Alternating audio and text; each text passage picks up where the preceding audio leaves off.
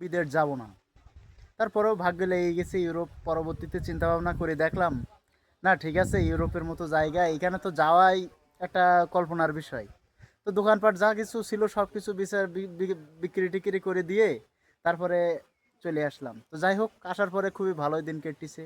তো এখানে আসার পরে অনেক অভিজ্ঞতা হয়েছে আর কি, অনেক অভিজ্ঞতা হচ্ছে, হবে আরও সামনে।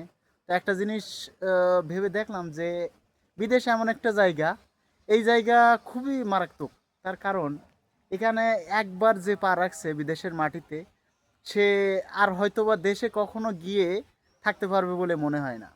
যদি বলেন কেমন, ধরুন 2 বছর কিংবা 3 বছর পরে একজন দেশে গেল, গিয়ে সর্বোচ্চ থাকলে 2 থেকে 3 মাসই থাক, তার বেশি কেউ থাকতো না।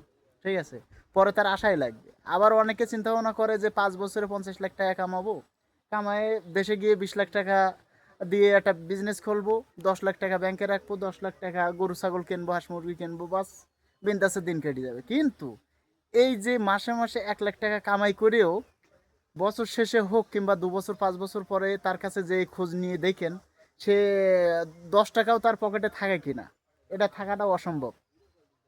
তারপরে আমি আরও একটা জিনিস ভেবে দেখলাম যে আপনার যে ঋণের যে চাহিদা, যে আপনি ধরেন 3 লাখ টাকা কিংবা 5 লাখ টাকা 10 লাখ টাকা ঋণ করে বিদেশের মাটিতে পাড়ি জমাইছেন, জমানোর পরে এই ঋণটা দেওয়া আপনার কাছে দুঃসাধ্য কিছু না। দেখা গেল মাস শেষে মিডলেস্ট হইলে 50 60 70 হাজার কামায়।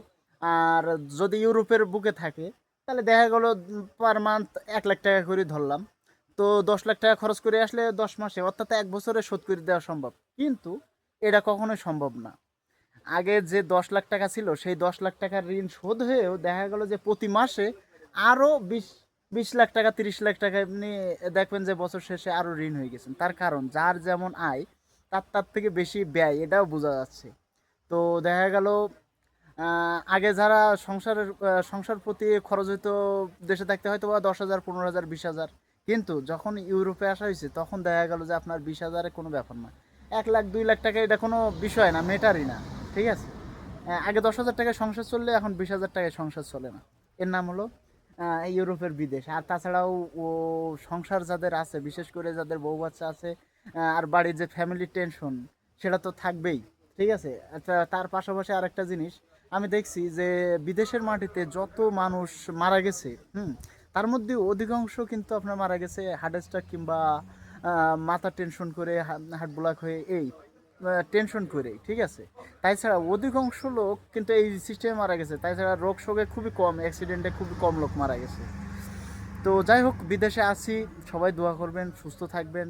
এই, আর যারা আছেন সবাই আমার জন্য দোয়া করবেন বেশি বেশি। আর বিদেশে যারা আছেন তারা অবশ্যই বুঝতে পারতেছেন বিষয়টা কি। তো ভালো থাকবেন, সুস্থ থাকবেন, আসসালামু আলাইকুম।